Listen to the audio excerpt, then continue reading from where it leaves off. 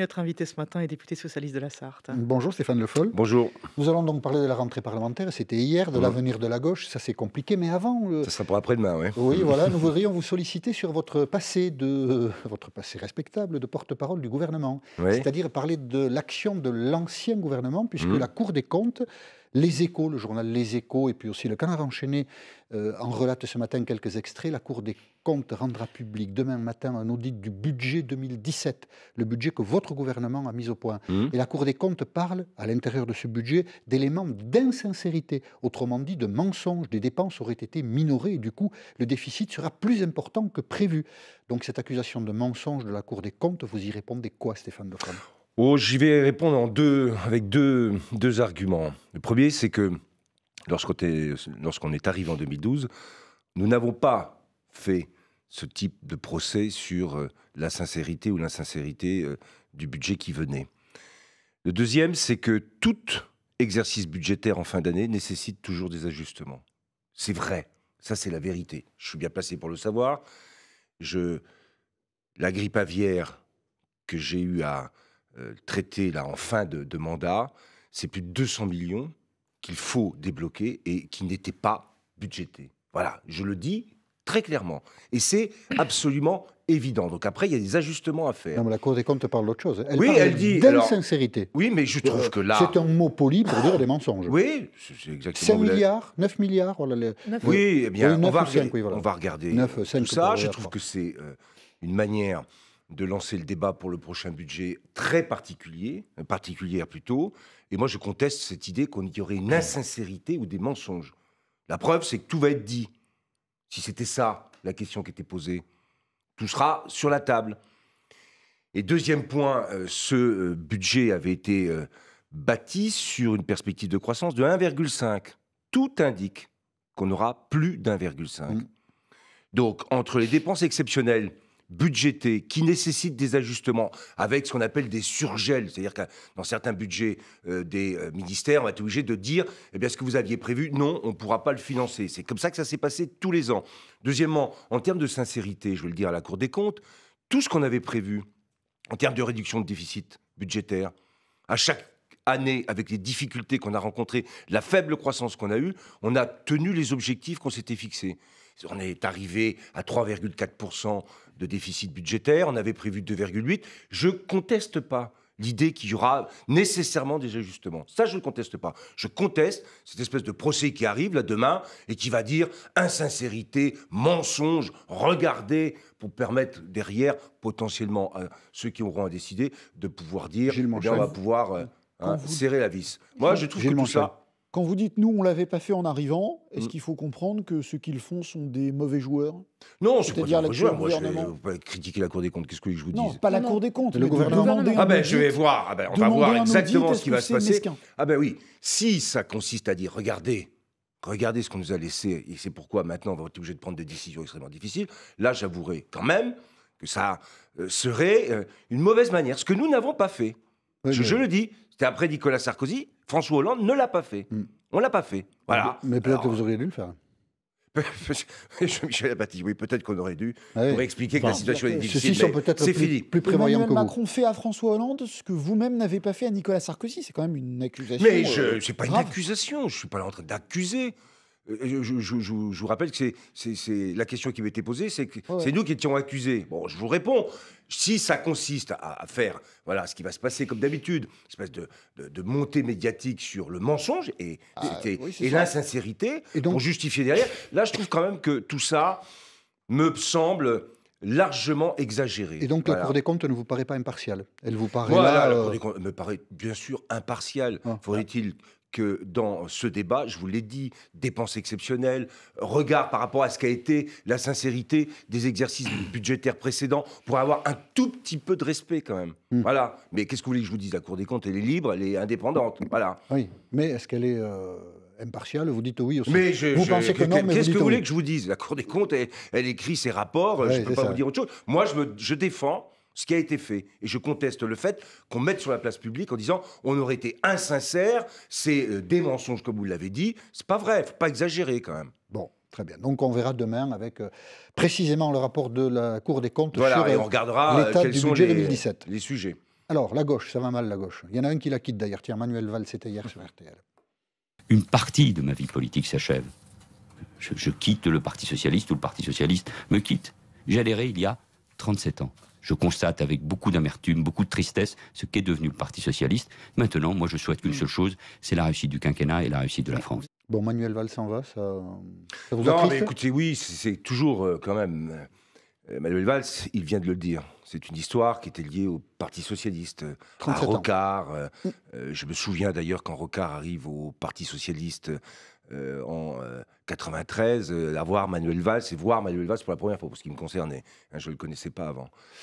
Bon, le constat, c'est qu'aujourd'hui, le Parti Socialiste est dans une situation, après une défaite historique, où il va devoir travailler sur lui-même et tirer un certain nombre d'enseignements de ce qui s'est passé, s'il veut, à nouveau, et en tant que parti, incarner quelque chose qui permette à une gauche de gouvernement et de responsabilité d'exister entre En Marche aujourd'hui et la gauche de la France insoumise, radicale et dans la contestation de l'opposition. Donc c'est un travail qu'il va falloir engager. On va en reparler. À l'instant, il est 8h40. Allez, on fait un prix de gros, 1 minute avec vous, Victor Maté. Vers un non-lieu dans l'affaire de l'amiante, le parquet de Paris requiert l'arrêt de l'instruction dans 14 enquêtes pénales en cours. Impossible, dit la justice, de connaître la date de contamination des victimes. L'un des avocats des parties civiles dénonce un naufrage judiciaire en train de se préparer. La CGT, elle, parle d'un démantèlement à venir du Code du travail et appelle à la grève pour le 12 septembre. La réforme est présentée ce matin au Conseil des ministres. Il s'agit notamment de faire passer le texte par ordonnance. Un conseil ce matin, n'ouvrez pas les courriers électroniques dont vous ne connaissez pas l'expéditeur. Une nouvelle cyberattaque mondiale a touché hier des centaines d'entreprises. Saint-Gobain, Auchan, la SNCF en France. Le parquet de Paris a décidé d'ouvrir une enquête. Donald Trump sera peut-être sur les Champs-Élysées le 14 juillet. Emmanuel Macron l'a invité au défilé. Les présidents français et américains se sont parlé au téléphone hier et se sont mis d'accord pour travailler à une réponse commune en cas de nouvelle attaque chimique en Syrie. Et puis Bruno Le Maire aux Galeries Lafayette à Paris ce matin, le ministre de l'économie qui va donner le lancement des soldes d'été. C'est parti pour 6 semaines jusqu'au 8 août dans la majorité des départements. France Info. Le ministre aux Galeries, ça a l'air de vous plaire beaucoup. Oui, j'avoue que de lancer les soldes de Galeries Lafayette pour un ministre de l'économie, c'est ça? De l'économie. Ben oui. Bon, pourquoi c'est très particulier. Non, mais bon, le salon de l'agriculture pour j'ai un le ministre droit de l'agriculture. d'avoir en un fait, petit vous- sourire, oui. Oui, mais vous pouvez. Je trouve ça... Oui, ça nous a tous fait marrer, mais on ne sait pas exactement pourquoi. Mais on sait pas Oui, on pourquoi. sait pas pourquoi, parce que je crois que ça doit être une première. Hein, Oui, Oh, c'est possible. pas Oui, sûr. bon. lancer des soldes pour un ministre de l'économie? Oui. Je ne crois On pas. vérifiera, mais je Bon, crois bah, pas. Non, je crois pas. Bon. On Et au vérifiera. Galeries Lafayette? Allez, la Les gauche. deux? On verra, on Et la vérifiera. gauche, oui, parce Et que où pendant la ce temps-là, elle n'est pas au On Galeries fera- Lafayette. Et hein. où la gauche. On fera Et où appel la gauche, à l'historienne de France Info, Oui, Thomas ouais. Nagaroff, On pour les voir embrasse. si ça existait Par ou pas. exemple. Je trouve, hein, alors ça c'est très personnel, que bon, le départ de Manuel Valls, vous y êtes passé vite dessus. Vous n'avez pas envisagé, vous aussi, de quitter le Parti Socialiste? Non, je ne l'ai pas envisagé. Je vois bien, par contre, la difficulté dans laquelle on se trouve. Samedi prochain, il va y avoir un mouvement de lancé par Benoît Hamon, qui a été le candidat Du Parti issu du Socialiste à Parti l'élection Socialiste, présidentielle? issu des primaires. Tout ça me pose beaucoup de questions. Et moi, j'essaierai de travailler pour faire en sorte qu'il y ait un redressement, qu'on arrive à retrouver à la fois une identité qui corresponde à la réalité de ce que nous sommes, et pas ni une forme d'opposition et d'anti-gouvernement, ni lâcher sur les grands enjeux qui ont toujours été ceux des socialistes et de la gauche, à savoir la question de la justice sociale, fiscale. Mais vous restez Les au Parti Socialiste? Moi, je reste au Parti D'accord. socialiste. Ça vient? Parce que je vous entends là, Manuel Valls disait le Parti socialiste me quitte. En vous écoutant, j'ai l'impression qu'il vous a quitté aussi. Le Parti socialiste, il est dans une situation où on va être dans l'obligation de cohabiter, je le dis comme ça, Voilà. avec des lignes qui sont différentes. Mais c'est pas nouveau. C'est pas nouveau, mais Non, c'était mais à ce organisé point- et il Mais y à avait ce une point-là. majorité qui se dégageait. Aujourd'hui, je le dis franchement, c'est pour ça qu'on m'a souvent Ouais. posé la question, comment on règle un problème où il y a de telles différences de lignes? Je vois Benoît Hamon qui va lancer un mouvement, et tout en disant qu'il reste au Parti socialiste, mais tout en disant qu'il est prêt à le dépasser. Bon, qu'est-ce qu'on fait? Il va falloir se confronter politiquement et cohabiter sur des lignes pour que la cohérence qu'on trouvera à un moment soit une identité pour le Parti socialiste qu'il a perdue aujourd'hui. On va se parler franchement. Entre moi, socialistes et démocrates, européens et écologistes, et ce que proposera, et on verra Benoît Hamon samedi, il y a quand même des différences. Est-ce que Bon, donc cette cohabitation de lignes, il faudra la trancher à un moment. elle vous- Aujourd'hui, Elle vous on paraît est dans difficile. l'impossibilité de le faire. Est-ce qu'il faut voir un signe dans le fait que le Parti socialiste, le groupe socialiste à l'Assemblée nationale ne s'appelle plus groupe socialiste, on a évacué le nom socialiste, il s'appelle Nouvelle Gauche. Oui, alors ça, Est-ce qu'il y a un lien avec ce malaise au sein du Parti socialiste? Écoutez, moi j'étais au groupe hier, et donc quand ça s'est passé, moi j'avais proposé socialiste, démocrate, européen, écologiste, mais il se trouve qu'il y a aussi des députés, et un député en particulier qui viennent du mouvement des citoyens, et ça Chemin faisait Baptiste. beaucoup pour lui. Donc, et il y a eu un vote, bon, on a cherché à garder tout le monde dans le groupe, ça ne préjuge en rien de ce que sera le débat au Parti socialiste. Moi je reste attaché. Nouvelle Ah bah gauche. si, ça préjuge que ce sera très très oui. compliqué, parce que Ouais. si Oui, déjà à mais là, l'intérieur c'était du pas que groupe... des gens du Parti socialiste qui y avait. Je vous ai Ouais. rappelé qu'il y avait. Oui, oui, voilà. oui. Donc ça ne préjuge en rien de ce qui va se passer. Moi, je vous dis, je suis attaché à cette idée que le socialisme, les socialistes, ça continue d'exister. Démocrate, parce que démocratie sociale et démocratie représentative, c'est l'enjeu. Et puis l'écologie et l'Europe, c'est des objectifs majeurs et nouveaux. Voilà comment je vois les choses. Gilles Manchon. Manuel Valls, dans une interview à Libération hier, a dit que Jean-Luc Mélenchon était dangereux. Il l'accuse même dans l'interview d'une certaine complaisance avec le terrorisme. Est-ce que vous partagez ce point de vue? Écoutez, moi j'ai beaucoup de désaccords, mais alors profonds avec Jean-Luc Mélenchon. Ce qu'il a fait en arrivant à l'Assemblée en disant est-ce qu'on est obligé de supporter ça, en disant Le drapeau européen. franchement, pour moi c'est parfaitement inacceptable. Et ça en dit long sur l'objectif et sur la réalité de ce qu'est Jean-Luc Mélenchon. C'est qu'il n'a pas suffisamment perçu que sur la question européenne, il est anti-européen, profondément. Son idée d'aller renverser la table et d'avoir un plan B si jamais... Plan B, c'est sorti de l'euro. Oui, c'est la sortie Comme de le Front l'euro, ben National. voilà. Oui, mais on y est. On y est. Et ce qu'il a dit quand il est rentré, eh bien, c'était en fait, au fond, là, une réalité qui s'est exprimée à la vue de ce drapeau. Franchement, là, Gaucher. il y a un vrai sujet. Gaucher. Souverainisme, nationalisme, c'est une bataille qui commence. Gauche irréconciliable, disait Manuel Valls. Alors, irréconciliable, c'est toujours le même sujet.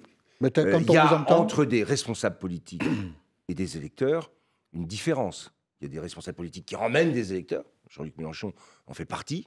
Pendant la présidentielle, il l'a montré. Puis après, il y a une capacité aussi à retrouver des électeurs qui ont pu quitter le Parti socialiste. Et là, il faut toujours chercher à réconcilier des électorats.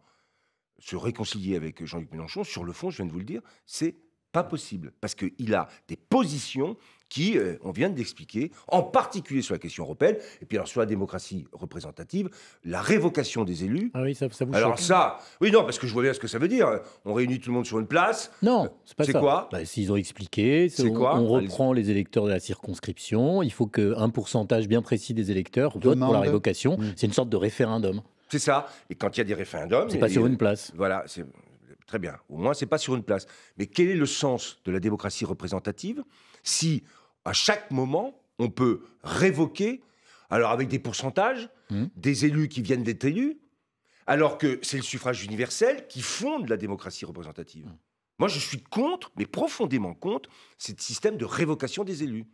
Bon. On a une élection, on a une représentation, il y a des comptes rendus et des comptes à rendre à tous les électeurs, mais si on rentre dans un processus, j'imagine, est-ce que le président de la République est concerné par ça? Ah, Bah oui, sans doute, oui. ils avaient C'est l'air la de dire oui. révocation des oui, élus, oui, je vois oui, pas oui. Ah Pourquoi ben, posez-lui la question. Bah oui. Et là, je pense que vous n'aurez pas Parce que toujours la dans même sa réponse. sixième République, il n'est plus Il y a le plus de suffrage président. universel, donc, Oui. C'est différent. Et vous avez la constitution de la 6e République? Non, Oui, nous, on l'a pas. Attendez, si on Non. finit la 5e d'abord. Oui, Pas là tout de suite. On va Voilà. parler du Nouveau Monde. Voilà. On va pas parler de la 6e République, mais du Nouveau Monde dans la 5e. Est-ce que vous allez voter la confiance au Premier ministre Édouard Philippe mardi prochain?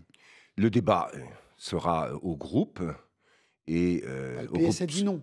Oui, Ça, on le sait PS ce a que va dit dire que le groupe. on ne voterait pas. Donc, Oui, la et vous, confiance, il y aura ou la position de l'abstention ou contre. Et moi, je l'ai dit, je plaiderai pour faire en sorte que le groupe soit le plus rassemblé possible sur une position qui me paraît être vous avez plus envie de- juste, celle de l'abstention. Mais pour l'instant, Ah, vous êtes- c'est ah, pas vous une êtes pour décision. l'abstention. Attendez, Vous êtes Et plus ne pourquoi soyez abstentionniste, hein. pas. Il y a un débat dans Vous allez un pas nous groupe. demander, Je vais vous essayer allez de pas nous demander. respecter le débat dans ce groupe. Vous êtes plutôt abstentionniste. Je vous dis que Ce qui est une manière de ne pas prendre position. De mélanger c'est une les- manière de Votre dire droit, mais- il y a une chance à donner à un nouveau président de la République. On n'est pas obligé sachant qu'on a des divergences et des différences, on va parler d'un certain nombre de sujets, que ça soit sur la fiscalité, sur l'impôt sur les grandes fortunes, ou que ça soit sur la loi travail, il y a des limites sur lesquelles on ne dira pas oui.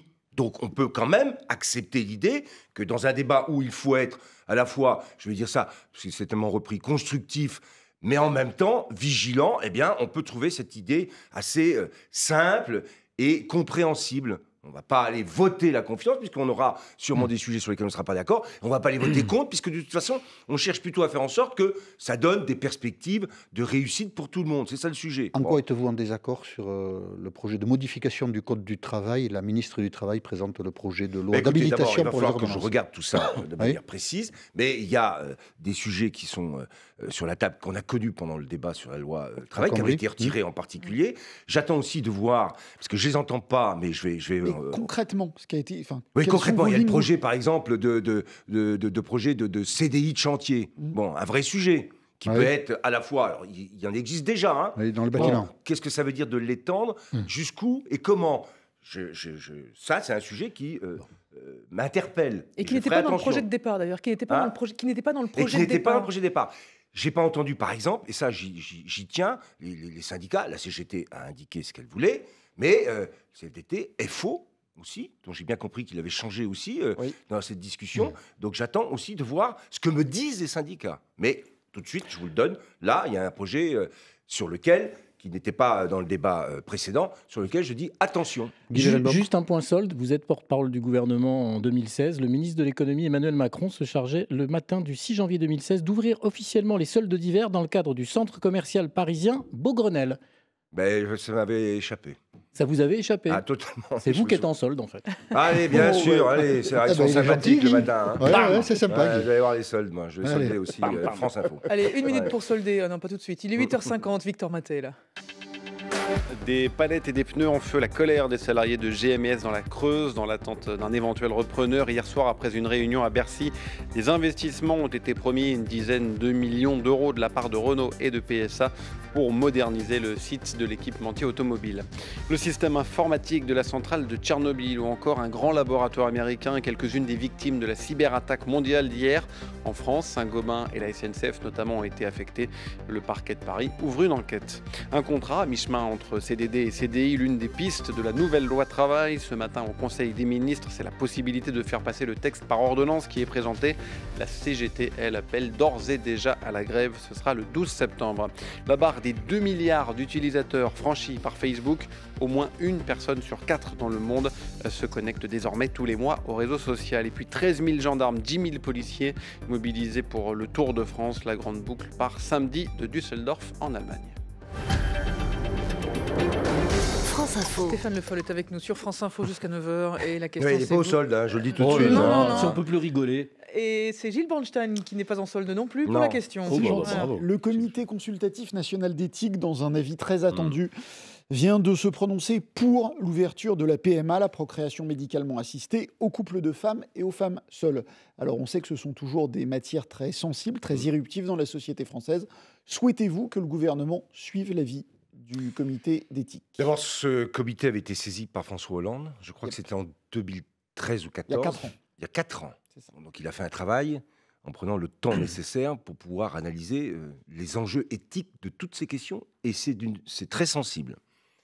Il y a derrière aussi des enfants, sur lesquels il ne faut pas qu'on oublie de rappeler que c'est ça l'enjeu, au fond. C'est de leur donner la capacité de se construire et de vivre et de se construire donc durant leur vie sans avoir de problème, de rapport à ce qui s'est passé au moment de leur procréation. Et moi, je suis d'avis de suivre ce qui a été dit par le comité consultatif, puisque ce travail a été, je l'ai dit, extrêmement sérieux. Ça fait 3 ans au moins qu'ils réfléchissent sur ce sujet. Et je pense que sur cette question, ils ont mis sur le papier et noir sur blanc une position qui peut être... Même si c'est un débat qui divise beaucoup la société? Ça va, je connais tous ces débats par cœur. Oui. Le mariage pour tous a divisé la société. Mais peut-être qu'on a avancé depuis, non? Est-ce que vous ne croyez pas qu'on a avancé en 4 ans? C'est ce que je voulais juste le dire. Est-ce qu'aujourd'hui, On l'a bien vu dans le débat au niveau de la présidentielle. Oui, c'est bien. Voilà, on anticipe, hein, je ne suis pas encore soldé là. Mais, non, vous êtes remplacé. Vous n'êtes pas soldé, vous êtes remplacé. On a anticipé, oui, on a vu ce débat. Et ce que ça a tendu comme situation. On se rappelle des manifestations du mariage pour tous. Et puis, je trouve que les choses de la manif pour tous. Et je trouve que les choses ont plutôt avancé. Donc, il faut être extrêmement prudent, il faut que ça soit cadré. Mais il faut y aller. Mais je trouve que ce travail qui a été fait par le comité consultatif national d'éthique est un bon travail sur lequel on peut s'appuyer pour pouvoir avancer. Votre successeur au ministère de l'Agriculture, Stéphane Travert, veut revenir sur l'interdiction de certains pesticides. On l'écoute et on écoute aussi après la réponse de Nicolas Hulot.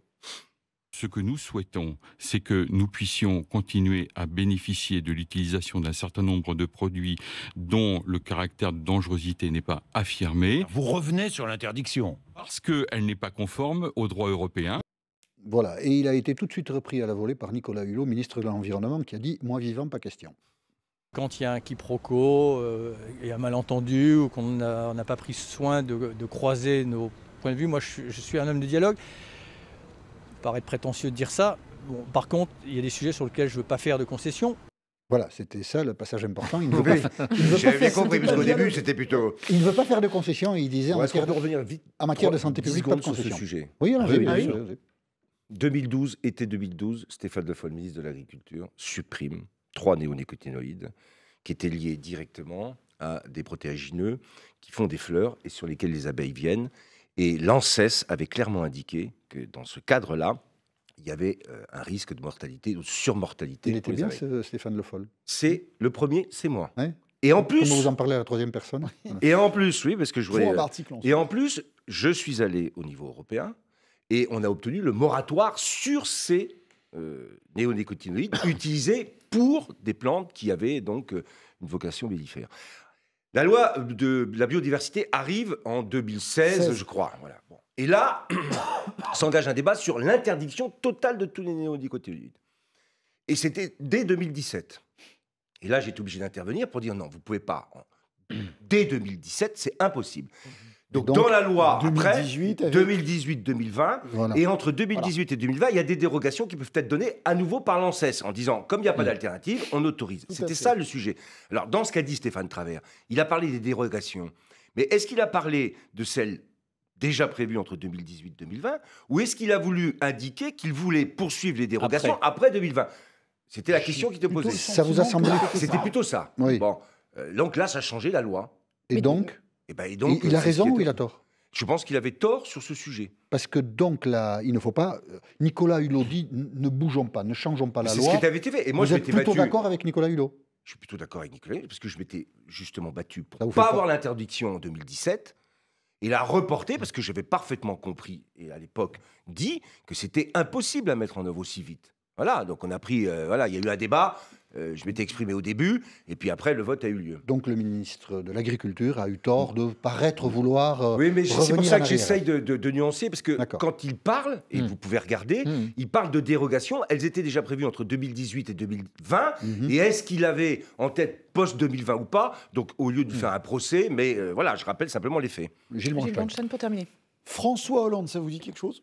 Oui, je crois. Et donc, ancien président de la République. Voilà, vous avez des nouvelles, il est où, il fait quoi? Oui, j'ai des nouvelles, il fait quoi? Il a aujourd'hui une fondation, il fait ce qu'il a à faire dans le cadre... Ça, c'est précis au moins. Mais qu'est-ce qu'il fait quoi? Il va participer. C'est vraiment la question. Alors, parce que je suis un proche, il faut que je lui dise qu'est-ce qu'il fait. Vous me la posez à un proche qui a un lointain. Oui, d'accord, mais moi, je n'ai pas de vocation non plus à vous dire exactement ce qu'il fait. Son agenda, il doit être public. Bon. Enfin, je veux dire... Il va participer à la reconstruction. Alors, j'ai François Hollande de temps en temps. Il va participer à la reconstruction de la gauche?